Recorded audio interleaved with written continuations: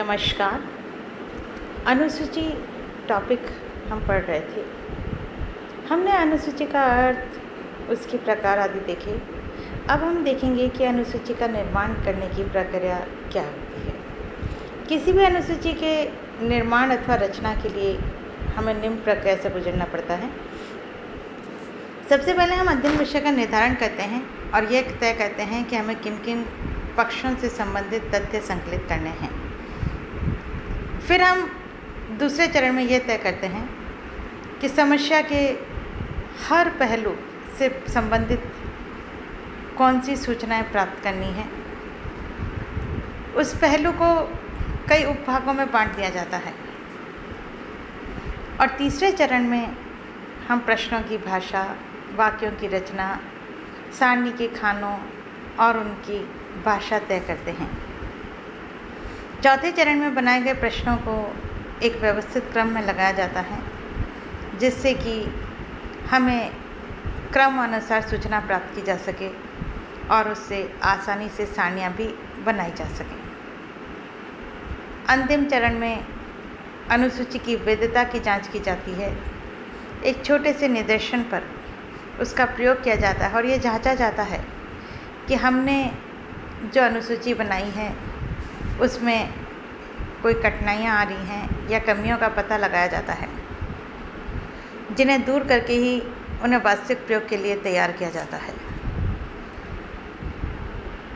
एक उत्तम अनुसूची की रचना करते समय हमें किन बातों का ध्यान रखना चाहिए। हम अनुसूची को दो भागों में बांटते हैं। पहले को हम कहते हैं भौतिक पक्ष और दूसरे को हम कहते हैं आंतरिक पक्ष। दोनों की रचना के समय हमें किन बातों का ध्यान रखना है वह हम देखेंगे।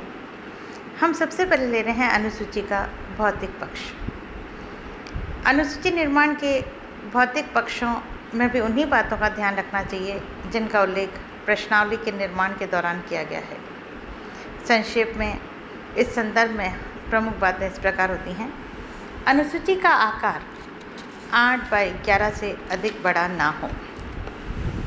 अनुसूची हेतु प्रयुक्त कागज खुरदरा न हो बल्कि चिकना हो, साफ हो। रंगीन कागज का प्रयोग आकर्षक होता है। सूचनाएं लिखने के लिए पर्याप्त खाली स्थान छोड़ा जाए, हाशिया छोड़ा जाए। अनुसूची में कागज के एक तरफ ही लिखना श्रेष्ठ होता है, क्योंकि जब हम उनका सारणी बनाते हैं या वर्गीकृत करते हैं और कई बार हमें किसी एक के साथ दूसरे को देखना होता है, तो हम उन्हें एक साथ साथ रख सकते हैं। अगर आगे पीछे होगा तो हम उसको सही तरीके से बार बार उलटना पलटना पड़ेगा। फिर है कॉलम, शीर्षक तथा उपशीर्षकों द्वारा मदों को व्यवस्थित कर दिया जाए। अनुसूची में पदों की संख्या अधिक ना हो। ये था अनुसूची का भौतिक पक्ष जो बाहर रूप होता है। और दूसरी चीज़ हम ले रहे हैं अनुसूची की अंतर्वस्तु। अनुसूची की अंतर्वस्तु के अंतर्गत दो प्रकार की बातें होती हैं। उत्तरदाता के बारे में प्रारंभिक जानकारी। इसके अंतर्गत हम उत्तरदाता का नाम, पता, आयु, लिंग, शिक्षा, जाति, धर्म, व्यवसाय, आय आदि के बारे में सूचनाएं एकत्रित करते हैं। दूसरे भाग में समस्या से संबंधित प्रश्न एवं सारणियाँ होती हैं। साथ ही अनुसूची भरने के लिए अनुसंधानकर्ता के लिए आवश्यक निर्देश भी होते हैं। इसी में अनुसंधान विषय तथा अनुसंधान करने वाले संस्थान या व्यक्ति का परिचय भी होता है। फिर है अनुसूची की शब्दावली एवं प्रश्न। अनुसूची में भी प्रश्नों के द्वारा सूचनादाताओं का संकलन किया जाता है, अतः उसके निर्माण में उचित शब्दों एवं प्रश्नों का चयन आवश्यक है, जिनके अभाव में हम अपने उद्देश्य में सफल नहीं हो पाएंगे। किसी भी प्रश्नावली या अनुसूची में विभिन्न प्रकार के जो प्रश्न पूछे जाते हैं उन्हें निम्नांकित भागों में वर्गीकृत किया जा सकता है। सबसे पहले कहते हैं हम अनिर्दिष्ट प्रश्न। इस प्रकार के प्रश्नों के उत्तर देने में सूचनादाता को स्वतंत्रता होती है और वह अपनी राय जिस प्रकार चाहे व्यक्त कर सकता है। इस प्रकार के प्रश्न प्राय किसी समस्या पर जनमत जानने, उसके कारण एवं उसका समाधान ढूंढने के लिए बनाए जाते हैं। इनके उत्तर विविधतापूर्ण, अनिश्चित एवं लंबे होते हैं। सूचनादाता की मनोवृत्तियों को जानने के लिए भी ऐसे प्रश्न पूछे जाते हैं। ऐसे प्रश्नों के उदाहरण हैं: अस्पष्टता का अंत करने के लिए आप क्या सुझाव देंगे? आपकी राय में छात्र असंतोष के क्या कारण हैं?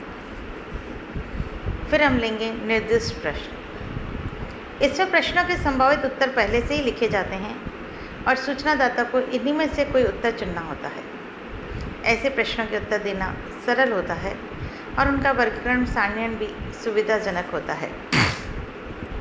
ऐसे प्रश्नों के उत्तरों में सजातीयता भी अधिक होती है। निर्दिष्ट प्रश्नों के उदाहरण इस प्रकार हैं: आपकी वैवाहिक स्थिति क्या है? और इसके ऑप्शन दिए हुए होंगे: विवाहित, अविवाहित, विधुर, विधवा, तलाकशुदा। हमें इस तरह के प्रश्न बनाते समय इस बात का ध्यान रखना चाहिए कि इसके जो भी संभावित उत्तर हों वह हमें सभी सम्मिलित करने चाहिए, अन्यथा उत्तरदाता अपने उत्तर को कौन सी श्रेणी में रखेगा वह हम निश्चित नहीं कर पाएंगे। फिर है नेक्स्ट दोहरे प्रश्न। जब किसी प्रश्न के दो ही संभावित उत्तर हो सकते हैं तो ऐसे प्रश्नों को द्वंद्वात्मक अथवा दोहरे उत्तर वाले प्रश्न कहते हैं। इन प्रश्नों का एक उत्तर सकारात्मक और दूसरा नकारात्मक होता है। इस प्रकार के प्रश्नों का वर्गीकरण एवं सारणीकरण सरल एवं सुविधाजनक होता है। ऐसे प्रश्नों के उदाहरण हैं: क्या आप अनुसूचित जाति के छात्र हैं? उत्तर होगा हाँ, नहीं। क्या आप शराब पीते हैं? हाँ, नहीं। फिर है बहुवैकल्पिक प्रश्न। इस प्रकार के प्रश्नों के कई संभावित उत्तर दिए होते हैं। उत्तरदाता को उनमें से कोई एक उत्तर छांटना पड़ता है। ये निर्दिष्ट प्रश्नों से बहुत कुछ समानता रखते हैं। इसमें सभी संभावित उत्तर लिखने के बाद अंत में अन्य कोई भी जोड़ दिया जाता है जिससे और भी कोई उत्तर होने पर उसके अंतर्गत लिखा जा सके। इसका एक उदाहरण इस प्रकार है: जीवन साथी के चुनाव में आप किसे प्राथमिकता देंगे? स्वास्थ्य एवं सौंदर्य, आयु, पारिवारिक पृष्ठभूमि, शिक्षा, संपत्ति, स्वभाव एवं गुण, अन्य कोई। फिर है निर्देशक प्रश्न। जब किसी प्रश्न के द्वारा उसके उत्तर की ओर संकेत किया जाता है तो उसे निर्देशक प्रश्न कहते हैं। ऐसे प्रश्न पक्षपात को प्रोत्साहन देते हैं। यद्यपि यह आवश्यक नहीं है कि उनका उत्तर सदैव हाँ में ही दिया जाए, फिर भी ऐसे प्रश्न जो कि संकेत एवं सुझाव देने वाले होते हैं, अतः उनके सकारात्मक उत्तर की ज़्यादा संभावना रहती है। ऐसे प्रश्नों के उदाहरण हैं: क्या आप इस मत से सहमत हैं कि शिक्षित स्त्रियां अपने सास ससुर की सेवा नहीं करती? हाँ या नहीं। फिर है बहुअर्थक प्रश्न। इस प्रकार के प्रश्नों की भाषा ऐसी होती है कि उनके एक से अधिक अर्थ निकलते हैं। ऐसे प्रश्नों के सूचनादाता अपने अपने अर्थ लगाते हैं। ऐसे प्रश्न अनुसूची एवं प्रश्नावली में सम्मिलित नहीं किए जाने चाहिए। इनका एक उदाहरण इस प्रकार है: आप कहाँ के निवासी हैं? इस प्रश्न से स्पष्ट नहीं है कि घर, गांव, प्रांत, देश आदि में से क्या लिखना है। नेक्स्ट है श्रेणीबद्ध प्रश्न। इस प्रकार के प्रश्नों में उत्तरदाता को कई उत्तरों में से एक नहीं वरन सभी को चुनना तथा उन्हें अपनी पसंद के अनुसार एक क्रम में लिखना होता है। इस प्रकार के प्रश्नों में अनुसूची में छपा हुआ क्रम उत्तरों को बहुत प्रभावित करता है। इसका उदाहरण है: आप कौन सा व्यवसाय पसंद करते हैं? इसके ऑप्शन हम लिखेंगे: भारतीय प्रशासनिक सेवा, पुलिस सेवा, व्यापार, वकालत, डॉक्टर, इंजीनियर, प्रोफेसर। इन्हें क्रम के अनुसार वह अपनी पसंद के अनुसार 1, 2, 3 क्रमांक दे सकता है। नेक्स्ट है अस्पष्ट प्रश्न। ऐसे प्रश्नों से उत्तरदाता यह नहीं जान पाता कि प्रश्न क्या पूछा गया और उसका उत्तर क्या देना है। उदाहरणार्थ, क्या आप सुशिक्षित हैं? इस प्रश्न में सुशिक्षित का अर्थ स्पष्ट नहीं है।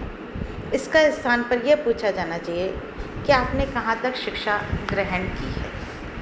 इस प्रकार से हम अनुसूची का निर्माण करते समय, जब प्रश्नों का निर्माण करते हैं, उस समय हमें इन बातों का ध्यान रखना चाहिए कि हमें अपनी अनुसूची में किस तरह के प्रश्नों को सम्मिलित करना है। जहाँ तक संभव हो हमें अपनी अनुसूची